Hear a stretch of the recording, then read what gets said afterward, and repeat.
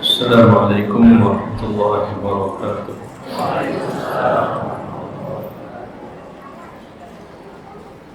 Innal hamdalillah nahmaduhu wa nasta'inuhu wa nasta'dihi wa natubu ilayh.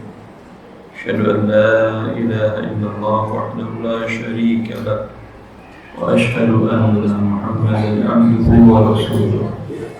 Arsalahu baina yaday sa'ati basyiran wa nadhira wa da'iyan ila Allah bi'idhnihi wa sirajan munira.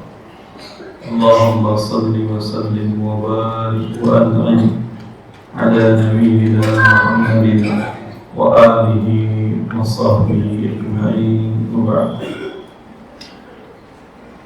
Bapak-bapak dan ibu yang dimuliakan oleh Allah Azza wa Jalla,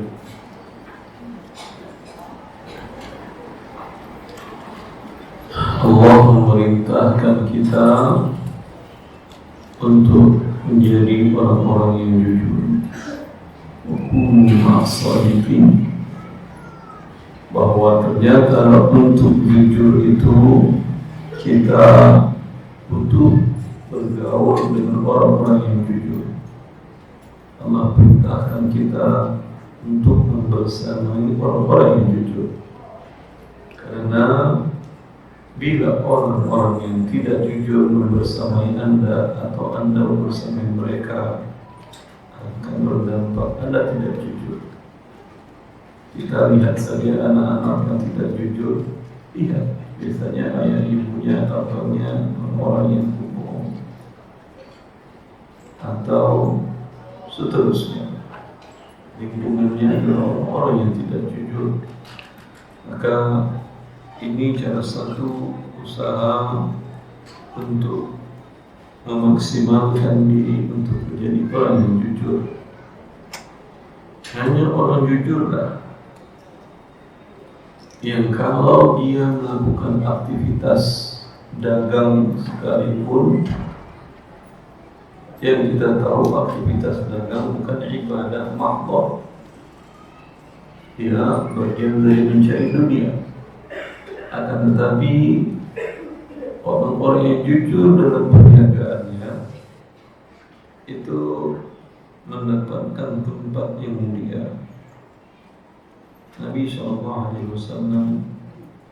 dalam hadis yang dikeluarkan oleh Imam Tirmidzi, yang hadisnya dihasankan oleh beliau Imam Tirmidzi, mengatakan, hatta yusalluhul amin ma'an nabiyyin was-siddiqin wasyuhada. Pedagang yang jujur, amin, dapat dipercaya. Mereka akan bersamai para nabi dan para siddiqin, orang-orang siddiq, dan orang-orang yang mati syahid. Ini doanya subhanallah. Anda pedagang mencari dunia, iya atau tidak? Tapi dia bisa menempati, bisa meraih posisi yang luar biasa, menyamai para nabi, menyamai para siddiqin, dan menyamai, membersamai orang-orang yang mati syahid, yang mati berperang di jalan Allah, yang berjujuran darah. Kalau Anda bergelimang uang dan barang dagangan bergelimang dunia, mereka bergelimang darah dari tubuhnya sendiri dan dari tubuh musuh. Tapi orang-orang ini bisa membersamainya kapan? Bila dia jujur dan dapat dipercaya. Para ulama menjelaskan bagaimana ini para pedagang membersamai Nabi dan orang-orang yang mati syahid dengan sifat dan karakter kejujuran dan amanahnya bisa mencapai itu.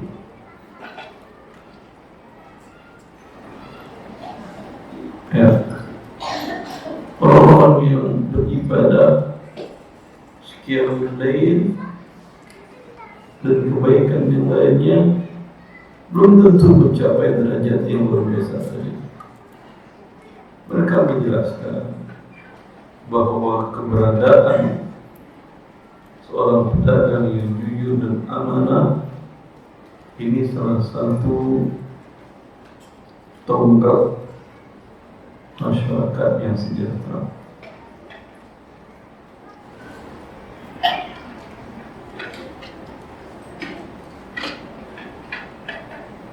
Tetapi pedagang yang wasyas, yang tidak jujur, yang penipu, sebaliknya membawa penyakit kematian bagi manusia banyak. Bentuk para pedagang penipu itu mencampurkan formalin borax pada makanan. Kalau dia terus terang mencampurkannya, lalu dia mengatakan kepada Anda, Pak, ini makanan sudah kami campur formalin, gratis, silahkan makan, tak perlu bayar. Ada yang mau Anda? Sudah. Ya, ini daging sudah kami campur tepung, campur bumbu, baunya segar, tapi agar kenyal kami campur borax. Silakan, gratis. Ada yang mau? Ditengarai, ini mengantarkan kepada penyakit kanker. Ya, ini kan membawa kematian. Pedagang yang wasyas, yang mencari keuntungan dengan cara menipu, dia membawa kematian kepada kaum muslimin. Tampak yang dijualnya makanan, yang orang meyakini kalau makanan memperkuat tubuhnya dan seterusnya. Ternyata ini racun yang dijual.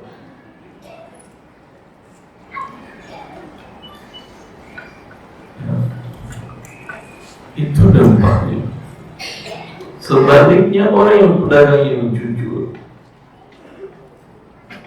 pedagang yang jujur, ketika makanan yang tidak habis kemarin, yang diolahnya kemarin dan tidak layak, masih layak mungkin, tapi tentu akan berbeda nilainya yang baru diolah hari ini.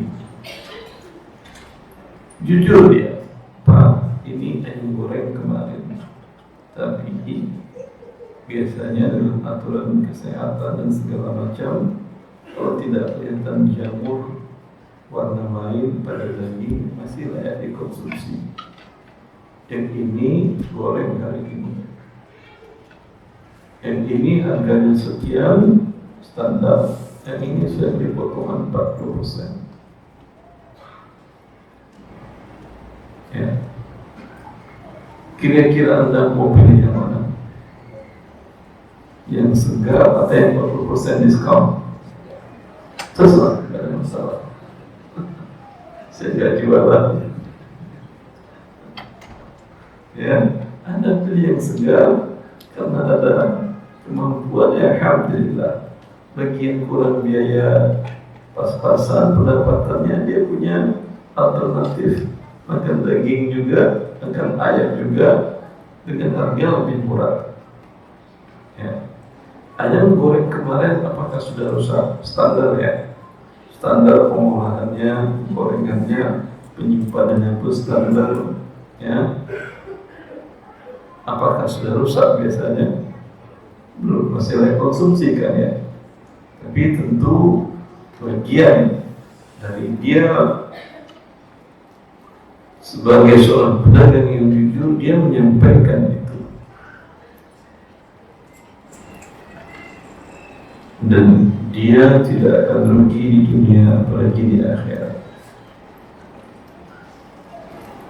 Pedagang yang khusyus, yang curang, menipu tadi,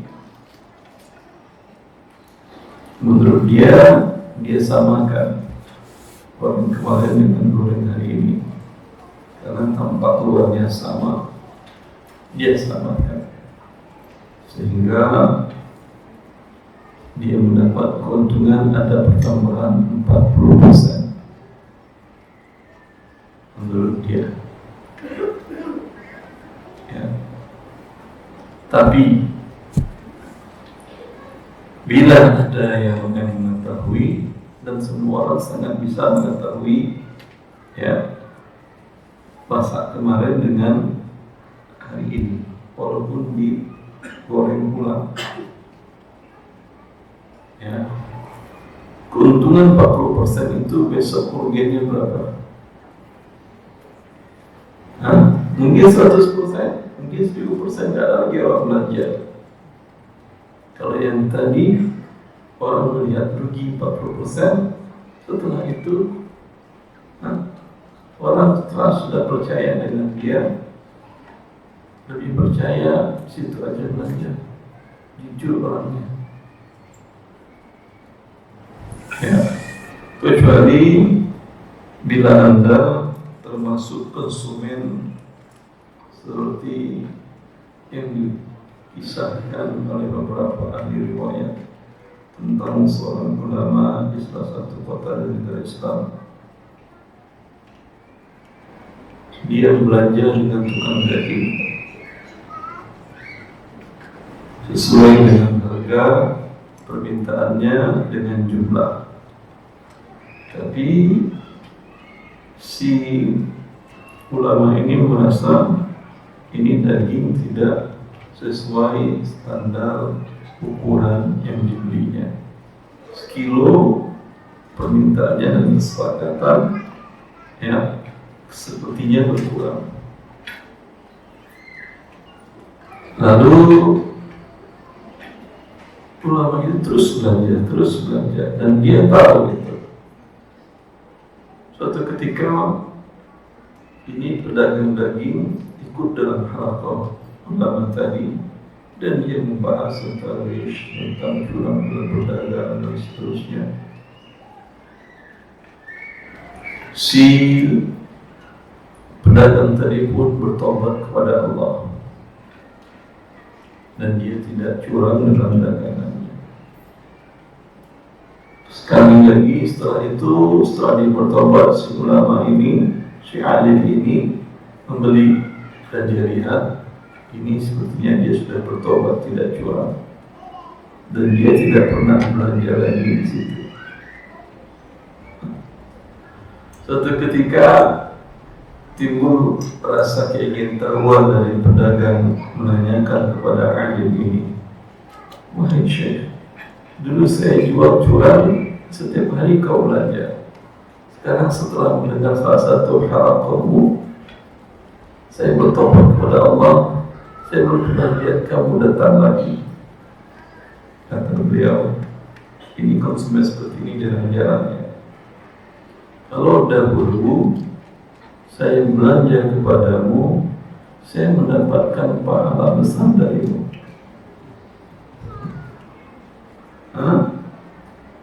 Sekarang saya cuma mendapatkan daging saja. Makanya kalau daging banyak di tempat lain, tapi ketika kau menipu, saya mendapatkan pahala darimu, tabungan pahala besar. Ya, maka ikhwani wa akhwati fillah, ketika Anda tertipu, dan sepertinya kita hidup di zaman itu sekarang ini, banyak barang kebutuhan harian kita yang jarang memenuhi standar barang yang jujur si pedagang. Dan itu memang pertanda akhir zaman. Nabi mengatakan, "Idza dhi'atil amanatu fantadhir as-sa'ah." Apabila amanah, sifat percaya dapat dipercayai hilang, tunggulah hari kiamat. Karena ini sudah dekat akhir zaman, tentu ini menjadi kehidupan. Maka bila Anda ditipu, tidak perlulah Anda kemudian puring-puringan, bikin stres sendiri. Niatkan saja, dia akan bayar nanti di akhirat tabungan saya. Ya. Keberadaan para rasyas, para pedagang yang menipu itu, bila itu sudah menjadi sebuah fenomena yang jamak dilakukan di masyarakat, ini yang mengantarkan adab Allah. Pernah Allah turunkan kepada kaum Nabi Syuaib.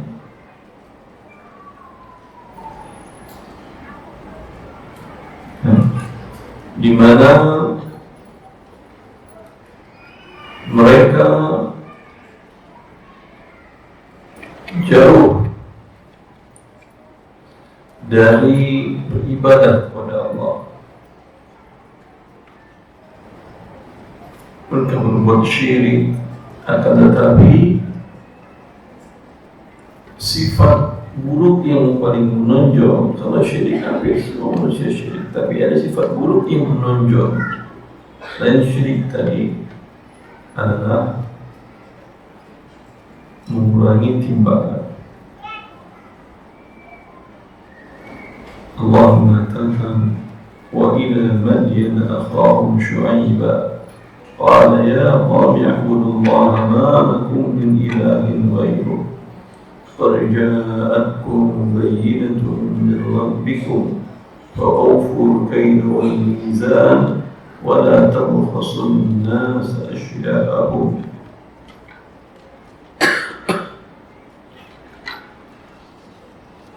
Ketika Allah mengutus ke daerah Madyan. Madyan daerah utara dari Madinah. Ya. Dan daerah itu dikenal dengan daerah yang ada sumber air mengalir, air tawar. Maka dia menjadi kota transit dari selatan ke utara, dari utara ke selatan. Itu kota transit. Dan dari dulu kota transit adalah kota perdagangan. Seperti Singapura sekarang negara transit. Dulu sama, kota transit adalah kota perdagangan. Mereka paling suka menipu dalam timbangan, dalam volume menipu. Ya, 1 liter kalau Anda cek ulang 9,7, 0,97. Sekilo 970 gram. Ya. Itu yang mereka lakukan, dan itu dampak dari mereka tidak takut kepada Allah Azza wa Jalla. Maka Nabi Syuaib pertama yang beliau perbaiki pada kaumnya adalah agar mereka menyempurnakan tauhidnya, hanya beribadah kepada Allah. Karena orang yang sempurna tauhidnya, maka akan Anda lihat mereka takut walaupun dunia di tangannya didapatkan besar. Seperti Imam Abu Hanifah, ketika beliau berada di Irak, Kufah, beliau menitipkan barang dagangan kain kepada salah seorang temannya, sahabatnya bernama Bishr untuk dijualkan di Mesir. Ada sekitar 1.000 kain, dan dahulu kain adalah komoditas yang mahal. Kali itu dari 1.000 kain tadi ada satu kain yang cacat. Beliau sampaikan, beliau usahakan, tolong kain yang menjual, yang lain jual dengan harga normal, yang ini sampaikan dan sepakati harganya. Si Bishr mengangguk ya. Pulang Bishr dari Mesir ke Kufah, beliau menyerahkan kepada imam hasil penjualannya 3.000 dinar. 1 dinar 4,25 gram, sekitar 12 kilo lebih per dia. Kalau rupiahnya 12 miliar kan ya. Maka ketika menerima, Imam Abu Hanifah mengatakan, Imam Abu Hanifah termasuk di antara para ulama yang tajir, pedagang. Terkadang dia berangkat sendiri, terkadang seperti tadi titip jual. Ada fiyah Allah tak dijelaskan di dalam Al-Khadimi, di dalam bukunya tentang biografi Imam Abu Hanifah. Maka ketika itu Imam Abu Hanifah ingat satu lembar kain yang cacat. Beliau menanyakan, apa yang kau lakukan pada kain yang cacat? Kata temannya, lupa saya wahai imam, terjual dengan harga kain bagus. Ya, lihat seorang yang bertauhid, mengerti akan apa yang diterimanya nanti di akhirat. Dia langsung berdiri dan uang 3.000 dinar dia bagi-bagikan kepada fakir miskin di kota Kufah. 12 miliar lagi.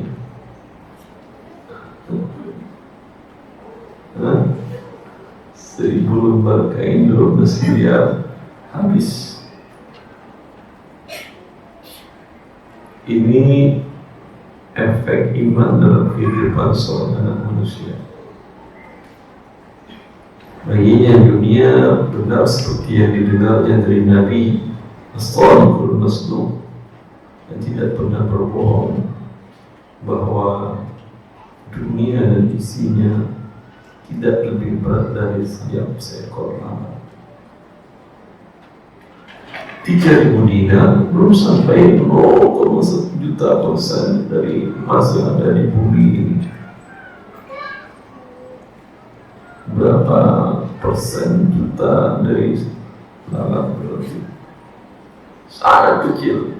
Maka sangat gampang untuk imam itu berdiri dan memberikan 3.000 dinar, 12 miliar kepada para fakir miskin.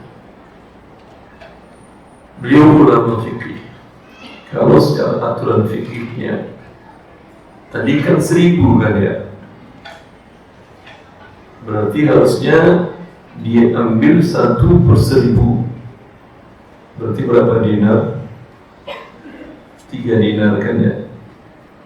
Ya. Dan 3 dinar ini kalau rusaknya sekian persen minimal masih ada harga. Anggaplah bahwa seluruhnya dia sedekahkan cuma 3 dinar, bukan 3.000. Ya, tapi dia takut menghadap Allah. Itu yang 3 dinar itu yang mana? Di kiri, di kanan, di atas, di bawah, di samping. Walaupun secara aturan fikih itu ada dalam himmah, dalam tanggungan, bukan pada fisik benda-benda tadi. Jelas. Maka tauhid membuat seorang manusia keluar dari tabiatnya. Berbeda dengan kaum Madian. Kaum Madian dikenal dengan negara pedagang, mereka berdagang, kota transit, dan mereka melakukan hal tersebut. Nabi Syuaib sudah mengajak mereka untuk menyempurnakan ibadah kepada Allah, mengajak mereka mentauhidkan Allah, karena dosa yang jamak dilakukan di masyarakat adalah penipuan dalam perdagangan karena di kota transit. Maka setelah tauhid bersama dengan tauhid, dakwahnya adalah dakwah perdagangan. Jangan menipu timbangan, jangan menipu volume. Ya. Maka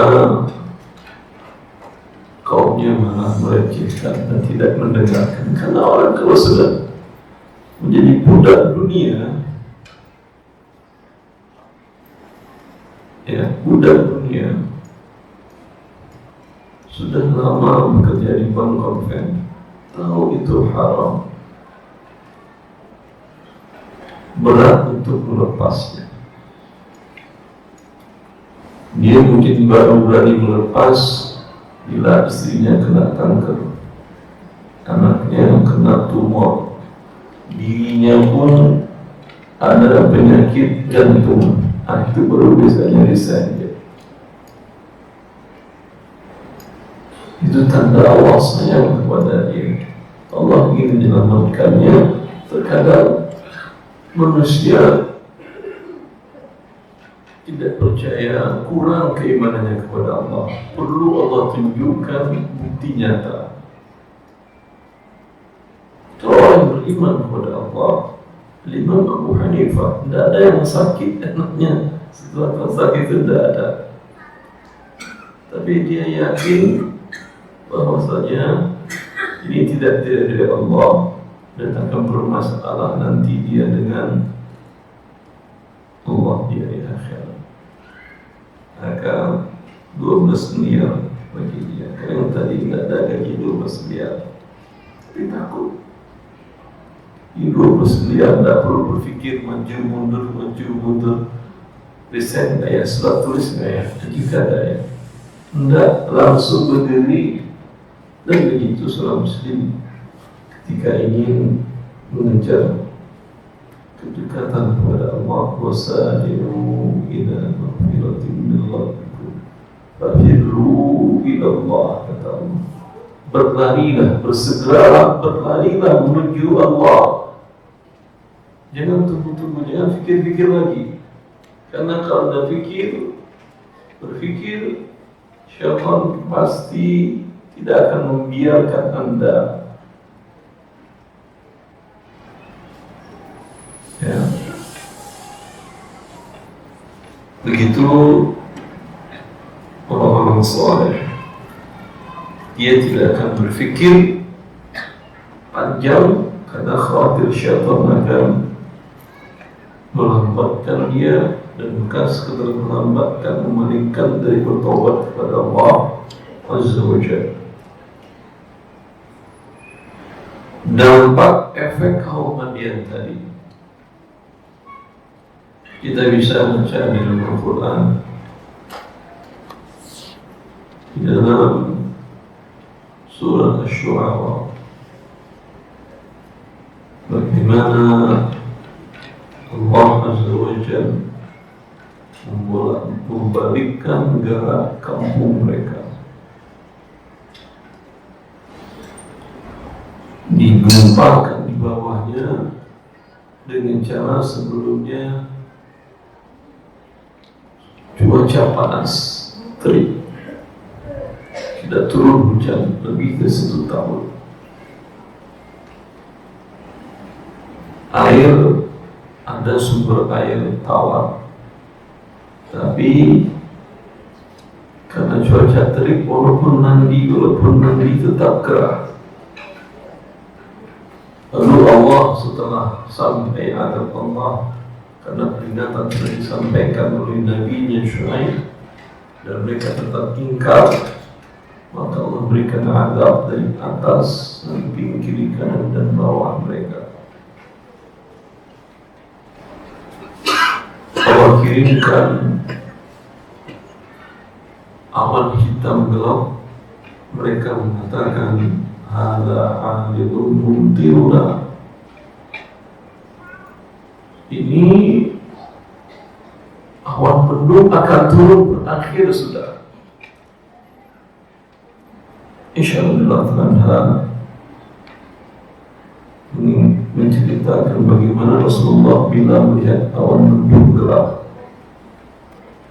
Itu kalau Rasulullah datang awan mendung gelap, beliau itu tidak bisa duduk, maju mundur, melangkah maju melangkah ke kiri ke kanan, khawatir apa yang menimpa kaum Madian akan menimpa kaumnya.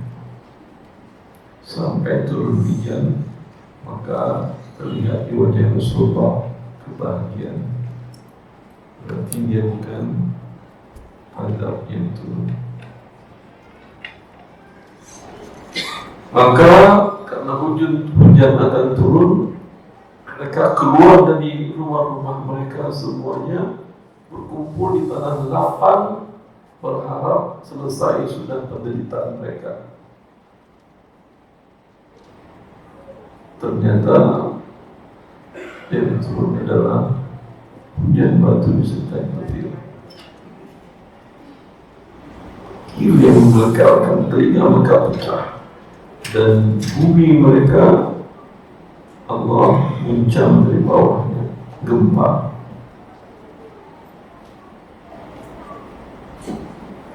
Sehingga mereka mati bergelimpang.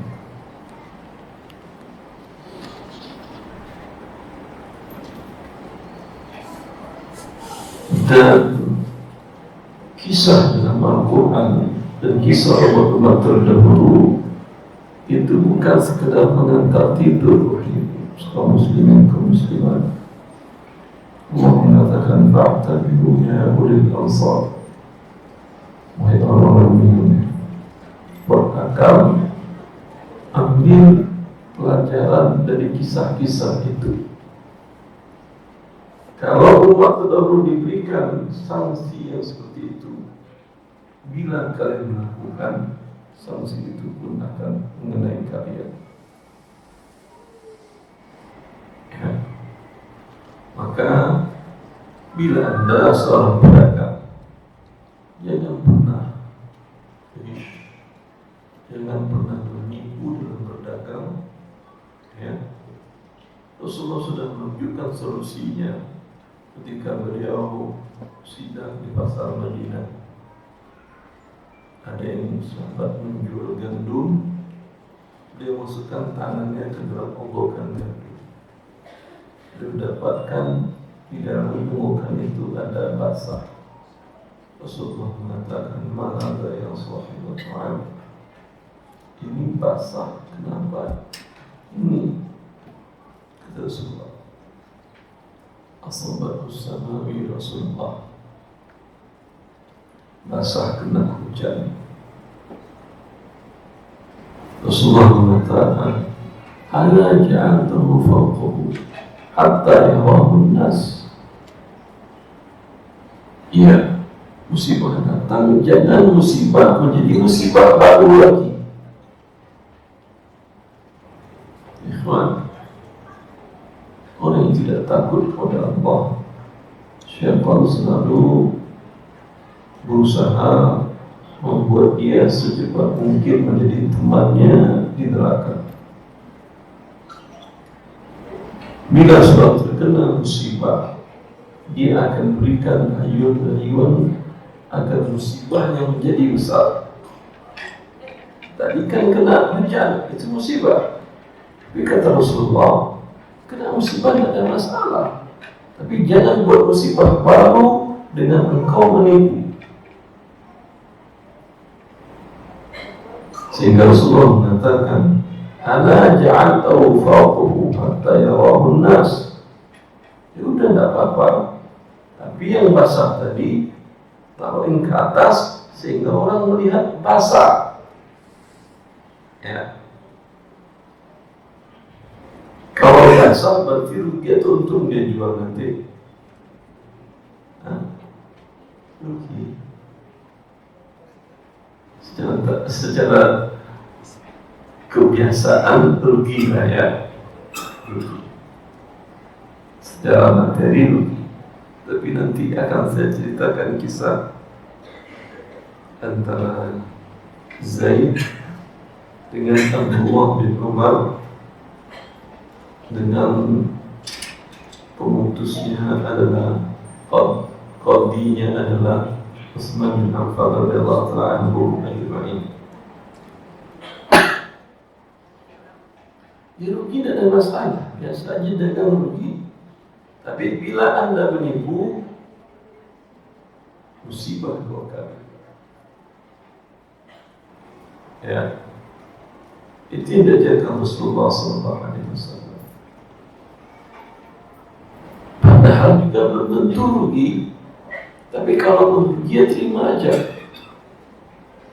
Kebanyakan manusia ketika ditimpa musibah itu saat dan waktu yang paling tepat bagi syaitan untuk menjerumuskan kita menjadi temannya di dalam neraka.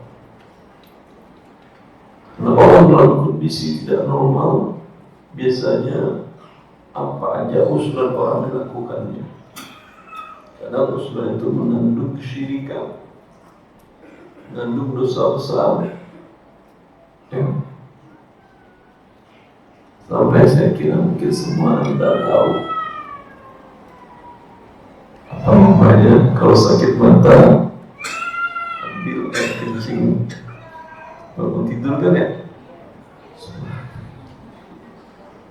Itu dari mana ilmunya? Ada penelitian ilmiahnya?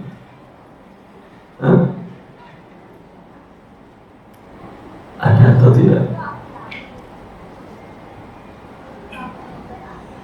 Nabi mengatakan tadawu wa la tatadawu biharam, berobat aja, jangan berobat dengan yang haram. Air kencing Anda sendiri najis, taruh mata Anda.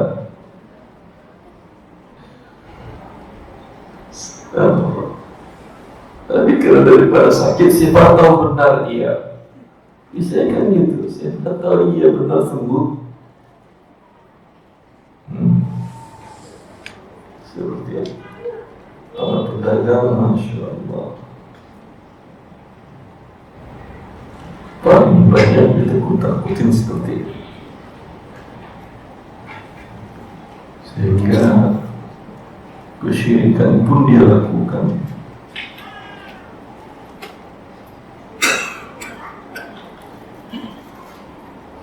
Maka kalaulah dia kena satu musibah, kembalikan kepada Allah, Allah akan ganti di dunia sebelum di akhirat.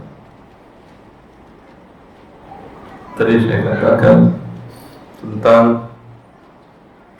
kasus yang terjadi antara Abdullah bin Umar dengan Zaid bin Thabit,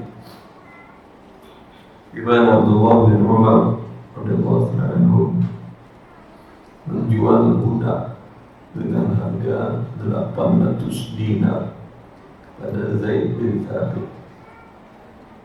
Selesai, keesokan hari Zaid menemukan cacat pada budak tersebut yang harusnya harganya berkurang.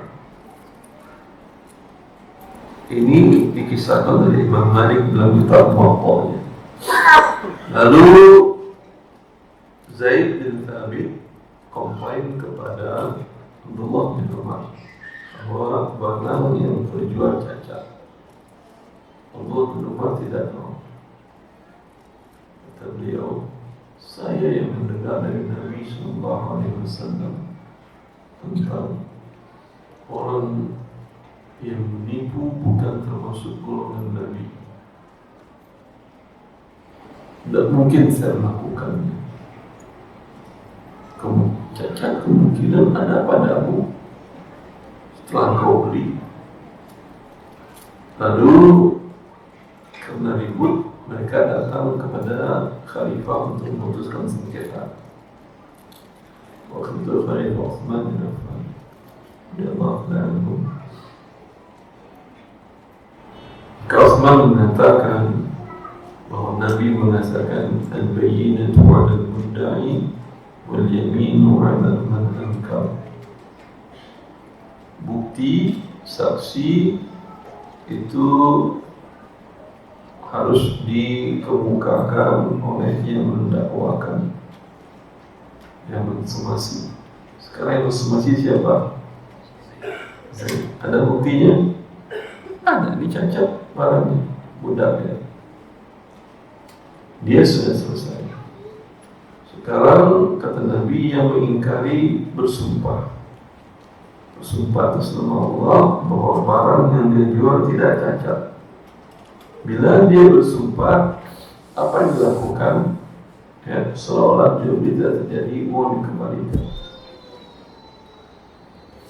Abdullah bin Umar dia yakin benar, tapi dia takut menggunakan nama Allah SWT untuk bersumpah. Bukan dia seorang pembohong menggunakan sumpah untuk melariskan barangnya, bukan.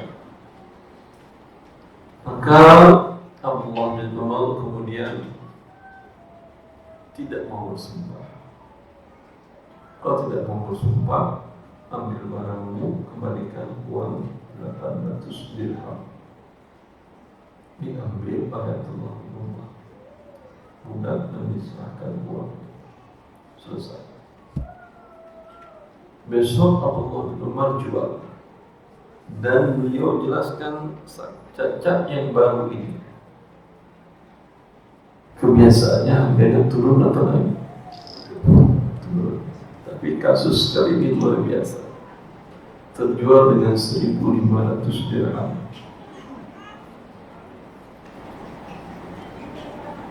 Tambah 700.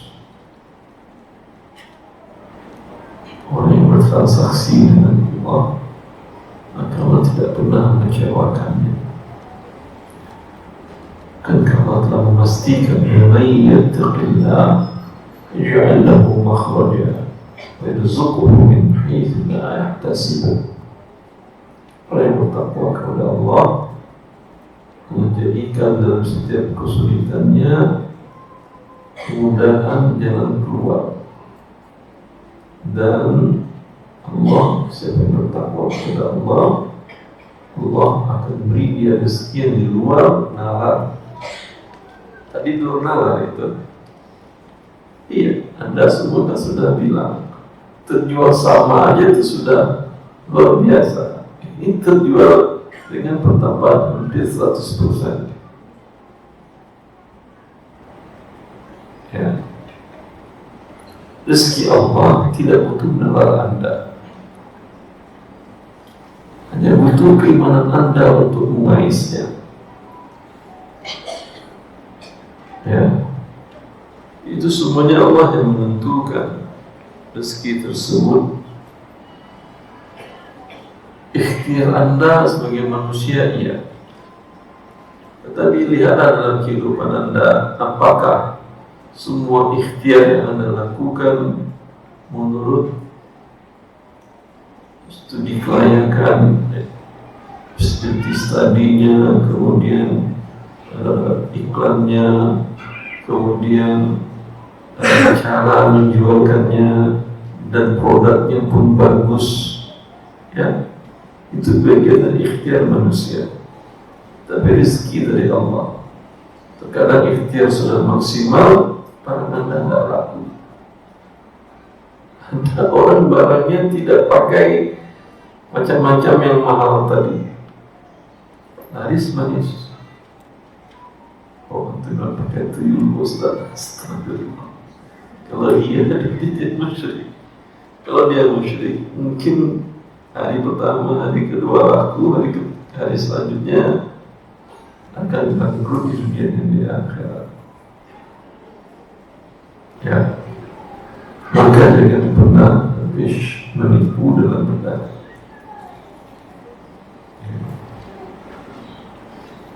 sehingga keluar Anda dari umat Nabi Muhammad SAW, seperti yang Nabi katakan tadi kepada sahabat yang menipu dalam berdagang. Rasulullah mengatakan, "Man ghasya falaysa minna." Siapa yang menipu bukanlah bagian dari kami. Karena konsekuensi keimanan, sebagaimana Rasulullah mengatakan, tidak sempurna iman kalian sampai kalian mencintai untuk saudara kalian apa yang kalian cintai. Ada di antara kita yang mau ditipu? Nggak ada kan ya? Ya, karena itu jangan menipu. Itulah menyebabkan iman kita sempurna. Ya, seperti itu ya ikhwan. Baik menipu dalam berdagang ataupun menipu dalam profesi, termasuk bagian dari menipu dijelaskan oleh para ulama majlis adalah menipu dalam dunia pendidikan, nyontek, jasa palsu, nilai palsu. Kalau saat ujian ya, saat ujian apa nasihat Anda kepada anak-anak Anda? Harus nilai tinggi, ranking 5 besar, 10 besar, harus ya. Kalau ini yang Anda mintakan, Anda sampaikan ke anak-anak Anda, mereka tertekan. Seperti yang tadi, orang dalam keadaan musibah, terkadang syaitan mendekatinya bagaimana melakukan musibah yang baru lagi dengan ghish, dengan curang dan menipu dalam ujiannya.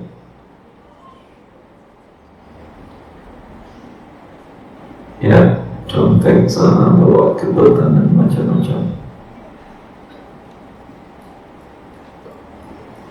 Dan subhanallah, sering dalam kajian kalau saya tanya jemaah 7 tangan yang SD sampai kuliah selesai S3 atau S2 atau S1 tidak pernah nyontek, gak ada yang boleh menunjuk.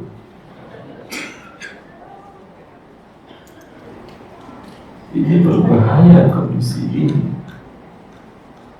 Semoga Allah masih menyayangi kita dengan ada-adanya orang, keberadaan orang-orang yang beristighfar kepadanya. Wa ma kana Allahu mu'adzibahum wa anta fihim وَمَا كَانَ اللَّهُ لِيُعَذِّبَهُمْ وَأَنْتَ فِيهِمْ وَمَا كَانَ اللَّهُ مُعَذِّبَهُمْ وَهُمْ يَسْتَغْفِرُونَ. Rasulullah sudah wafat, penghalang azab turun adalah keberadaan Nabi, dan sekarang beliau telah wafat. Yang kedua, penghalang azab turun, mereka mesti meminta ampun kepada Allah Azza wa Jalla.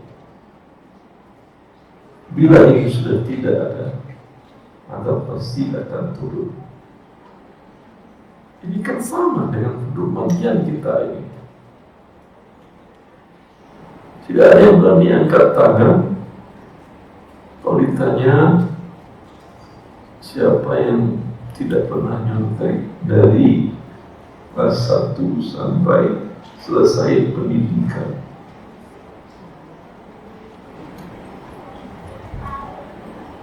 Ya. Tadi dalam perdagangan tadi juga begitu.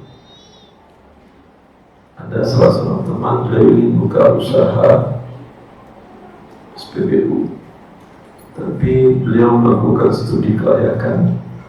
Saya tidak menuduh dan mohon tidak disempatkan ini. Ini teman ini melakukan studi kelayakan. Kata beliau, hampir susah mencari SPBU yang liternya itu pas. Dari 10 liter, isi 10 liter itu hampir susah.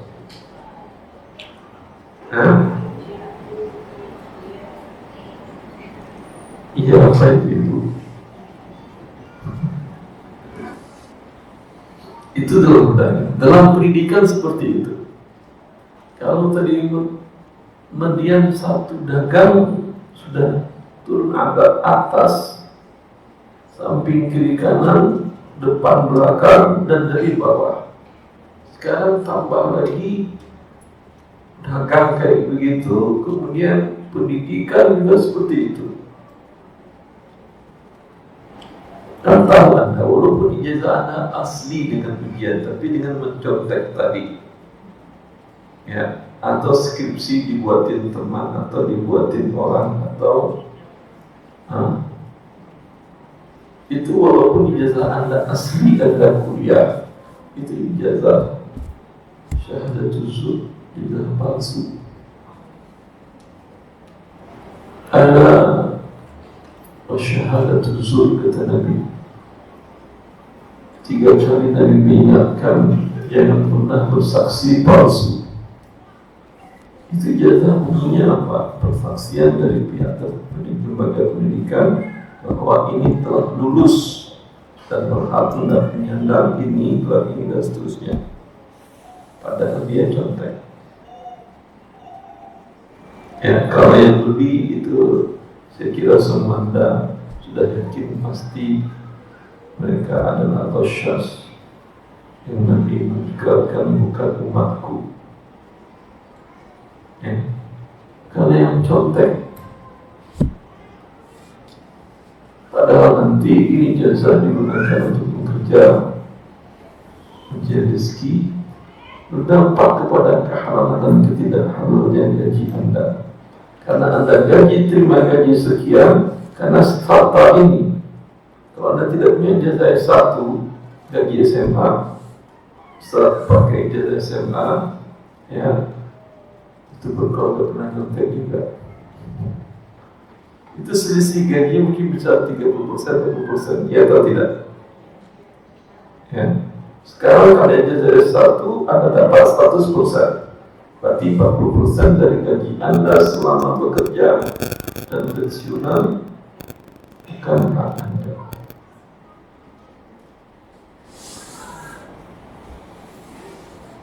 Cara bertobatnya repot. Anda katakanlah ini jelas saya palsu. Ya, kalau diberhentikan dan dikenakan sanksi denda, ya bayar aja. Dimasukkan penjara, ya pokoknya. Ya. Semoga Allah menyelamatkan kita dan semoga hari-hari ini menjadi semangat kita untuk memperbaiki kesalahan yang sudah ada. Kita dorong anak kita belajar, iya. Kita temani dia belajar, iya. Tapi kita berikan target paksa untuk menjadi begini begitu, jangan. Anak khawatir dia akan melakukan hal yang tadi. Ucapkanlah sebaliknya. Ya, dan ibumu, adik dan ibumu ingin engkau sukses dalam belajar. Karena orang yang terbiasa sukses dari kecil, semoga dewasanya dia juga sukses. Tapi jangan pernah mencontek. Ya, jangan pernah curang dalam ujian. Itu kemampuanmu, alhamdulillah. Kan tidak ada syarat masuk surga ranking 1 di kelas, ada? Tidak ada kan ya?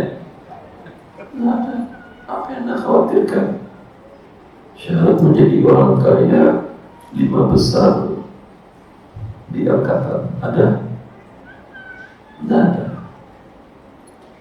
Lalu kenapa Anda paksakan? Kenapa Anda tekankan? Ya. Anda bantu, Anda bimbing, iya.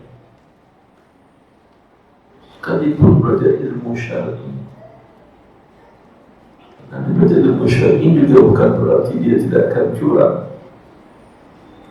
Lalu saya waktu kuliah di Riyadh, ada adik kelas di program S3, 2 tahun di bawah saya, namanya terpampang di fakultas, di hubungan fakultas, dia dosen. Bahwa fulan bin fulan bin fulan kedapatan oleh pengawas ujian mencontek dan dia diberikan sanksi untuk dibatalkan S3-nya dan dibatalkan status jadi dosen. Jadi pegawai boleh. Seperti itu ya. Ini menunjukkan, saya katakan tadi, tidak berarti yang belajar di pesantren menjadi musyari mereka nggak genteng. Tetap Anda doakan, tetap Anda nasihati anak-anak Anda jujur. Ya, kalau belajar musyari, apakah ada syarat masuk surga belajar musyari ranking 1 5 besar? Tidak ada.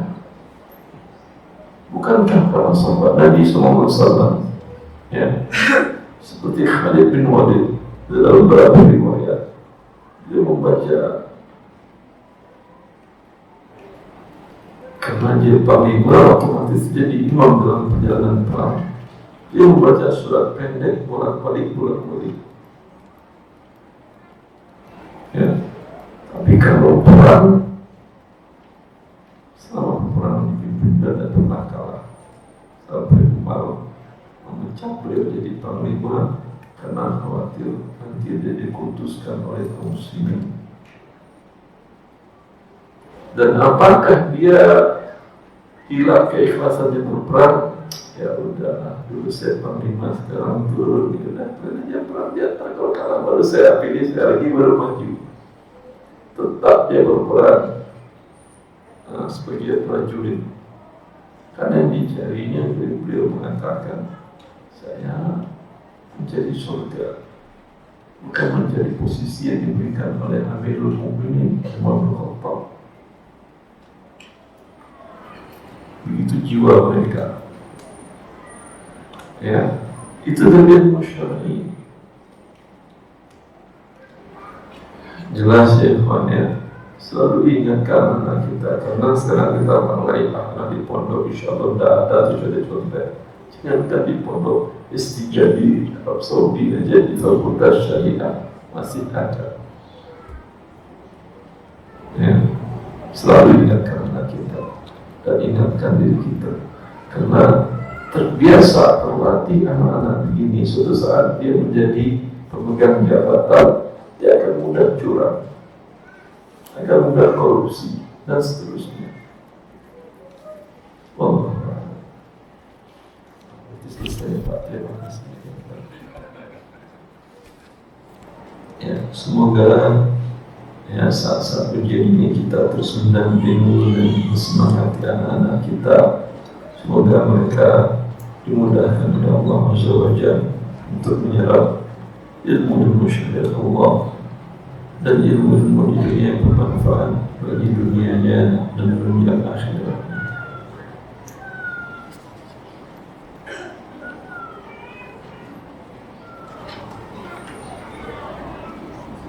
Boleh hidup saya dulu.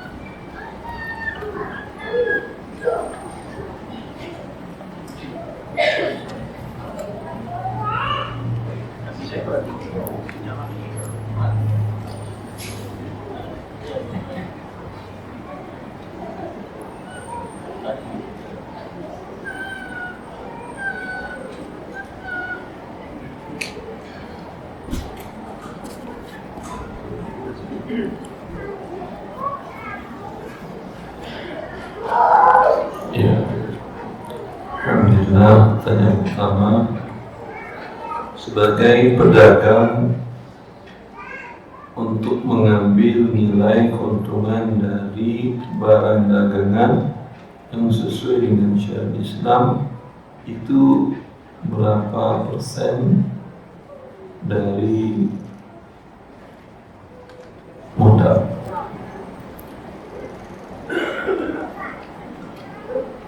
Dari modal tidak ada ketentuan syariah, tapi dari harga pasar ada. Artinya suatu barang, benda Anda ambil di hutan gratis, Anda jual per kilonya 5 juta, boleh. Itu laba dari modal berapa itu? 5 juta persen. 500.000%. Boleh, tidak ada masalah. Paham?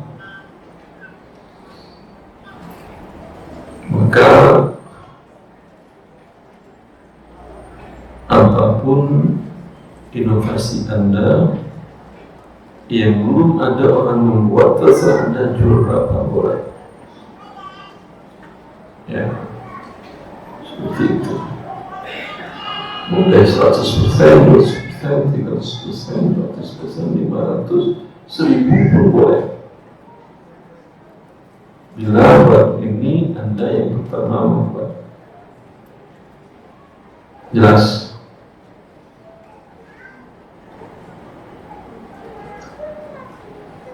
Kalau karena itulah para pedagang dari masa dahulu, ya, sampai Nabi SAW beli barang di suatu kota, kota lain. Di sini harganya murah, di kota lain tinggi. Ya, seperti itu. Memang pedagang seperti itu dari masa dahulu sampai sekarang. Tetapi dari harga pasar ada ketentuan. Ketika barang pertama Anda buat, dia tidak ada harga pasar, semua Anda jual boleh. Kita contoh, handphone pertama keluar, tidak smartphone, hanya bisa telepon aja kan ya, ya, sama SMS. Berapa harganya?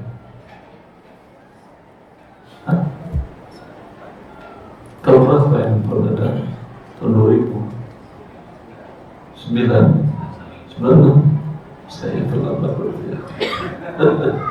96 sudah berapa Bapak? 1 unit 20 juta. Ya. Sekarang 20 juta itu kalau dikasih gratis ada yang mau kali ya kalau gratis. 20 juta tadi kalau sekarang kalau dibeli barunya ada produk mereka keluarkan kan, masih ada kan yang mengeluarkan produk itu, karena kata mereka wallahu a'lam, HP yang lama itu yang bekas smartphone itu tidak bisa disadap. Biasanya orang yang orang yang tertentu dia tidak menggunakan smartphone, dia menggunakan handphone jadul. Ya, paling harganya 100.000, ada yang 100.000, ya 70-80.000 baru. Ya, karena dia ada pesaing tertentu harga pasar. Pertama dia buat 20 juta, ya orang beli, tapi muncul pesaing sistem dan segala macam yang lebih maju dan seterusnya. Ya, tentu harganya turun terus. Ya. Dan ini yang menetapkan adalah Allah. Harga naik turun itu Allah menetapkan. Inna Allah huwa musa'id, kata Nabi SAW. Yang menetapkan harga adalah Allah. Ya, berdasarkan permintaan dan ketersediaan barang. Dari harga pasar, bila terbentuk harga pasar pertama 20 juta, ada pesaing lain, perusahaan lain pesaing turun jadi 15, masih boleh dan jual 20, sudah tidak boleh. Ya, terus turun. Kalau tidak, Anda harus menyebutkan agar orang tidak tertipu, kalau tidak Anda menipu dalam harga ini. Ya. Kalau ada yang ingin beli juga produk Anda, produk kami, karena pionir, pemula, harganya masih 20 juta per unit. Memang mahal, tapi produk orang lain, handphone juga sudah 15. Tadi, oh iya gak apa-apa, saya ingin yang pionir aja. Silakan, ada masalah. Tapi Anda wajib menyampaikan. Karena kalau tidak Anda sampaikan dan dia transaksikan dengan Anda, dia beli, pulang dia bawa, ya stres dia setelah itu kan ya, berapa beli 20? Nah, aja kalau itu dari 15 lebih bagus, ini lebih baru produk pesaingnya, ya.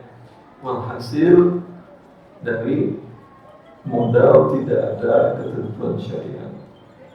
Ini berarti syariat mendukung masing-masing kita menunjukkan untuk berinovasi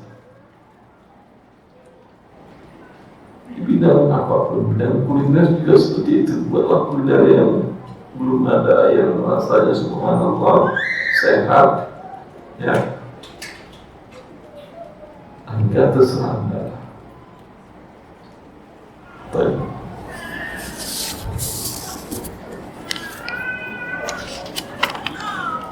Yang kedua, apakah seorang wanita yang salat subuh di rumah bisa mendapatkan juga pahala haji dan umrah? Jazakallahu khairan. Wallahu a'lam. Tidak tahu itu. Hanya ke Ustaz lain.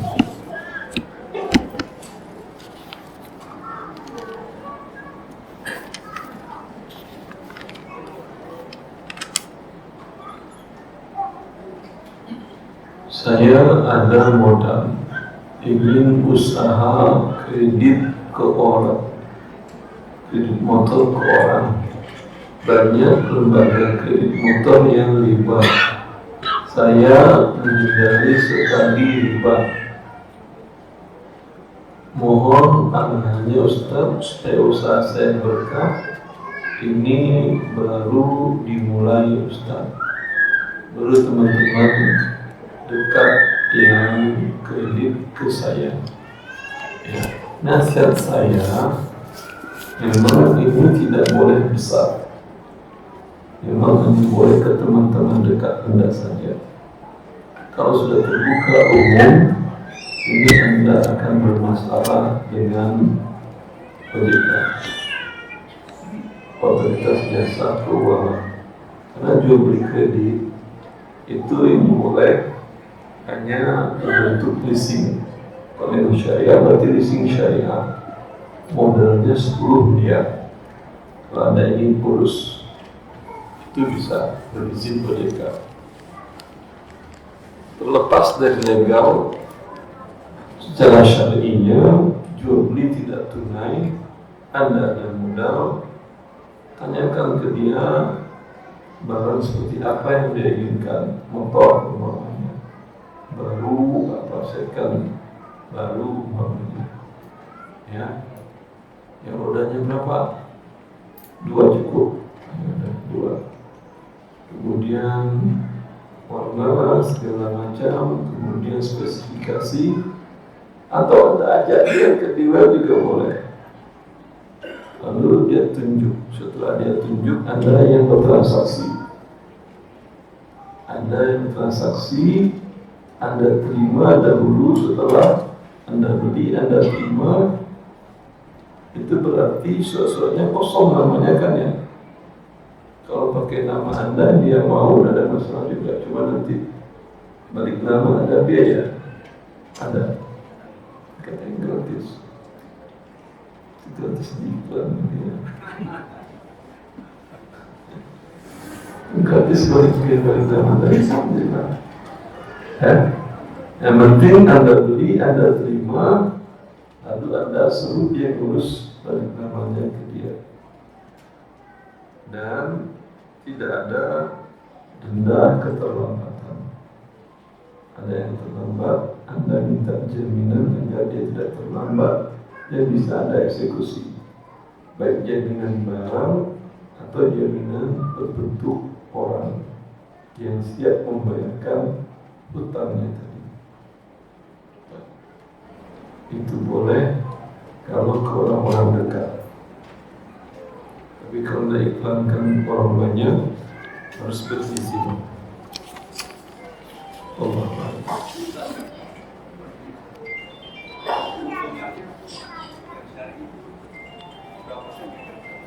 Keuntungannya berapa persen? Tergantung kesepakatan saya. Ya. Jadi saya katakan tidak ada ketentuan keuntungan berapa persen. Iya, terserah. Mau anda minta 100% boleh, boleh. 100% juga boleh, tapi nggak ada yang belajar Anda. Yang dilarang dalam syar'i sama dendanya atau apa? Dendanya kan saya katakan tidak boleh. Dia jual lebih mahal, tidak ada masalah dari yang tunai. Eksekusi boleh saja. Misalkan tidak bayar, data unitnya bagaimana boleh? Dia bayar, Anda tahu unitnya nggak belanja dia namanya. Tidak, maksudnya ketika dia tidak bayar, misalkan Dia minta jaminan, minta sertifikat rumahnya. Dia tak bayar, jual rumahnya. Ambil sisa piutang Anda, sisinya berikan ke dia. Kalau tidak ada, kata dia, SK bawa kemari. Tidak ada juga ijazah anak istri bawa kemari sebagai jaminan. Nah, takut dia tentu tidak terlambat. Ya. Assalamualaikum warahmatullahi wabarakatuh. Bagaimana dengan air kencing unta yang diminum untuk obat? Biasanya disarankan minum air kencing unta untuk kita di Arab sana. Di sini susah cari kencing unta ya. Dapat setitik aja dah senang dari unta di Ragunan. Kencing unta, hadis Nabi diriwayatkan dari Bukhari, dia bukan najis. Tadi yang kasusnya kan kencing Anda. Kencing Anda mungkin sama kencing unta.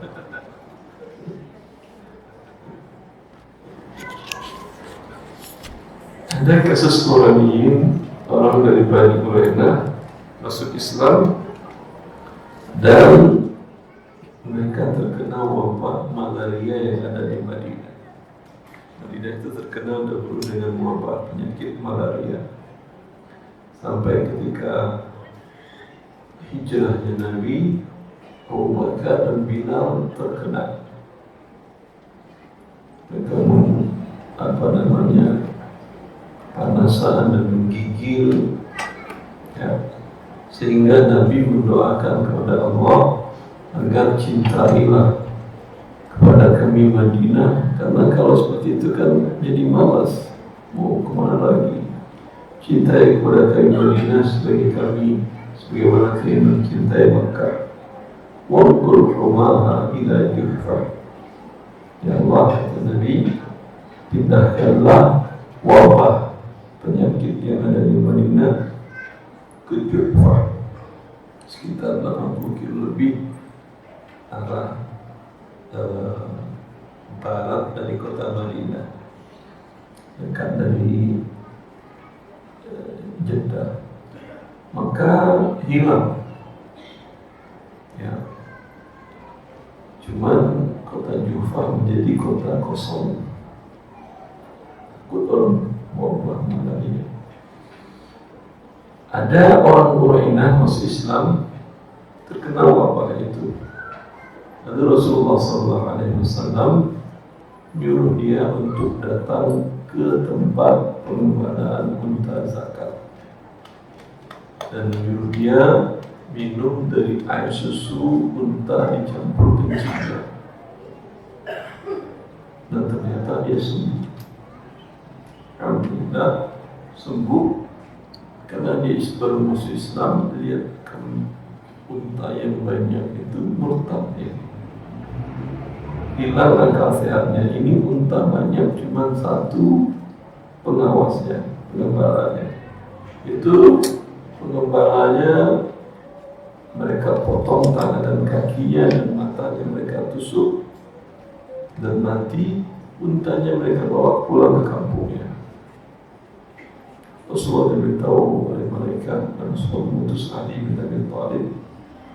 Rasulullah perintahkan melakukan hal yang sama kepada penjaga unta zakat tadi. Maka dalam Islam, pembunuh massal membunuh satu orang, semuanya dihabisi, semua juga dibunuh. Ya, agar orang tidak berani macam-macam dengan darah manusia. Dan itu hanya ada dalam Islam. Kalau yang lain tidak ada. Sehingga cara orang untuk lari dari kasus kejahatan pembunuhan dengan seperti tadi, terlihat rame-rame sehingga tidak bisa diusut kasusnya. Tapi kalau dalam Islam tidak, semuanya dibunuh. Ya. Maka dalam hadis Bukhari ini tentang ini menunjukkan Rasulullah menyuruh, berarti air kencing unta tidaklah najis. Ya, air kencing unta tidaklah najis karena Rasulullah melarang merupakannya najis.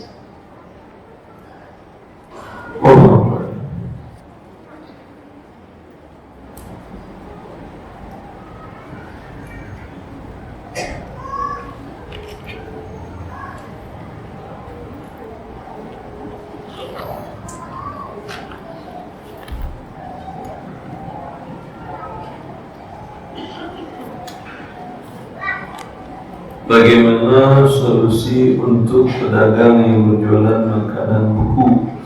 Karena makanan beku seperti daging, saat kami ambil dari supplier kondisi beku beratnya 1 kilo, saat kami kirim sudah kami lebihkan beratnya.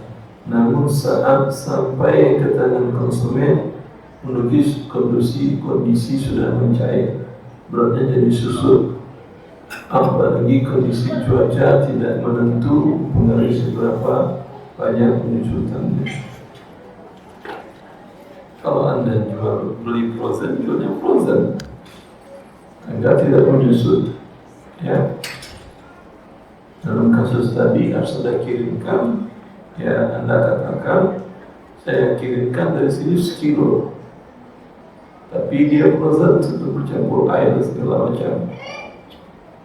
Tapi sampai pada saya tidak tahu, tidak ada masalah. Ya, dia ada penyusutan dengan menyusut airnya tadi. Bagaimana menghitung zakat pribadi, zakat perdagangan? Bagaimana menghitung zakat kendaraan, aset yang saya gunakan untuk pribadi sekaligus berdagang, mobil, kulkas, kompor, barang yang tidak diperjualbelikan, dipakai, tidak ada zakatnya walaupun harganya miliaran. Anda punya rumah harganya 1 miliar, ya, alhamdulillah tidak ada zakatnya.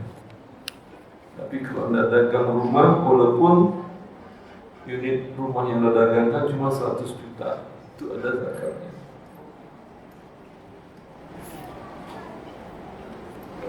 Bagaimana cara menghitung zakat? Jangan tanya di sini, karena agak panjang pembahasannya. Cuma kapan Anda berzakat, hubungi beberapa lembaga berzakat yang saya menjadi rujukan di sana, referensi. Kalau untuk Bekasi ada Yudbi Salafat di daerah Purigade. Mereka sudah berizin nas dari Kementerian Agama dan dari Basnas Badan Zakat Nasional. Insya Allah akan dibantu cara menghitungkannya. Afwan Ustaz, kalau skripsi dibuatkan orang lain dan ketika majelis sidang orangnya sendiri, bagaimana? tanyakan ke kampus Anda. Pak, ini kursi teman saya buatin apa? Saya bayar dia, saya maju sidang. Boleh? Kalau dia katakan boleh, kata dia, silakan. Tidak masuk akal lah boleh. Ya, kalaupun boleh berarti sekolah Anda melanggar aturan internasional di dunia. Ya. Dia kan skripsi tugas Anda, bukan sidangnya aja. Memang nilai skripsi itu nilai skripsi berapa persen dari nilai keseluruhan. Sidang itu berapa persen cuma? Berapa persen? 100%. Ya. Dari nilai disertasi atau tesis itu nilai sidang paling 10%. Bagaimana mahasiswa ini kuat mempertahankan argumennya, ya, paling 10%. Karena ini sidang paling lama berapa sidang? Saya sidang 5 jam, S3. Tapi menulisnya 4 tahun. Ya, tidak mungkin nilainya 80% sidang, ya 20% nulis, tidak mungkin lah. Jelas. Maka itu bagian dari Allah. Sahkah wakaf disampaikan secara lisan pada suatu yayasan lembaga tanpa tertulis diumumkan di masyarakat? Sah. Adik saya mewakafkan seluruh tanahnya dan rumahnya untuk pondok tahfiz. Setelah meninggal tidak ada yang ditinggalkan untuk anak istrinya. Sah. Sekarang ahli warisnya berupaya menjual wakaf itu. Wakafnya disimpan, disampaikan lisan pada pengurus. Bagaimana hukumnya? Yayasan dikelola keluarga. Ya. Wakafnya sah dan anak istrinya Allah Ta'ala mereka jualkan. Ya. Lalu bagaimana? Semoga Allah memberi rezeki yang untuk Anda. Itu sudah menjadi milik Allah, tidak bisa diganggu.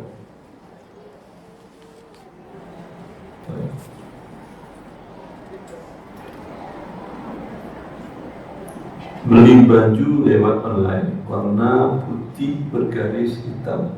Setelah dicuci luntur bagian hitamnya dan kena yang putihnya.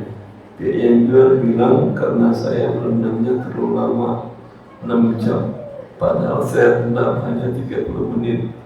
Kami harus bagaimana Ustaz? Allahu'alam. Cat lagi jadi itu. Tanya ke saya begini ya. Ya, kemudian ke dia sampaikan, ya, kalau ada kompensasi alhamdulillah. Ya, kalau tidak Anda sudah punya tabungan di akhirat. Assalamualaikum Ustaz. Kalau punya rumah yang kita izinkan buat saudara kita tinggal, lalu kebakaran. Setelah kebakaran rumah saya hanya dibeli tanahnya saja, tidak dengan rumah bangunannya. Apa itu termasuk curang?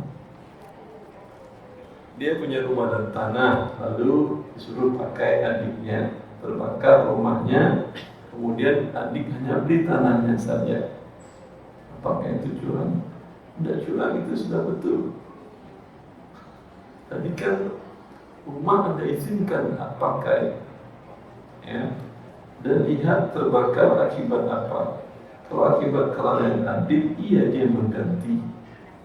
Kalau bukan kelalaian, tidak ada kewajiban mengganti. Ya. Pertanyaan sebelum terakhir.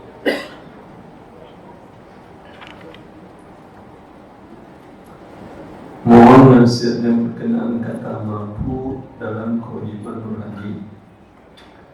Karena orang tua semestinya berangkat haji sebelum pandemi, dan waktu itu masih buka. Setelah pandemi, usai biaya haji melambung tinggi. Setelah pandemi usai, biaya haji melambung tinggi. Orang tua masih dapat kesempatan penundaan sekali. Tahun depan seharusnya orang tua berangkat, tapi ada tambahan lagi dari pemerintah sehingga memberatkan dan merasa tidak mampu lagi. Ditambah kondisi fisiknya menurun karena sakit.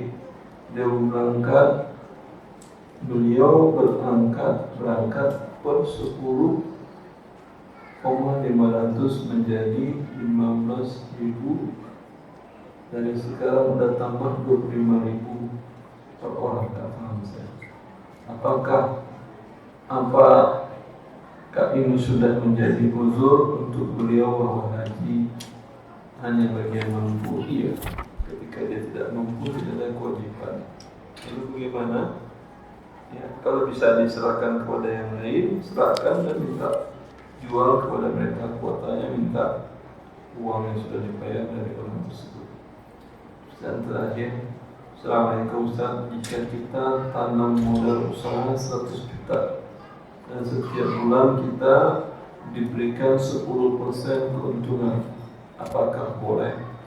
Kalau dari laba yang terrealisasi, laba bersih 10% boleh. Tapi kalau 10% dari modal yang disetorkan itu haram, mengandung riba. Sudah jam 11.55, cukup ya. Semoga bermanfaat. Allahu yatawfiq. Wassallallahu alaihi wa alihi wa sahbihi wasallam. Assalamualaikum warahmatullahi wabarakatuh.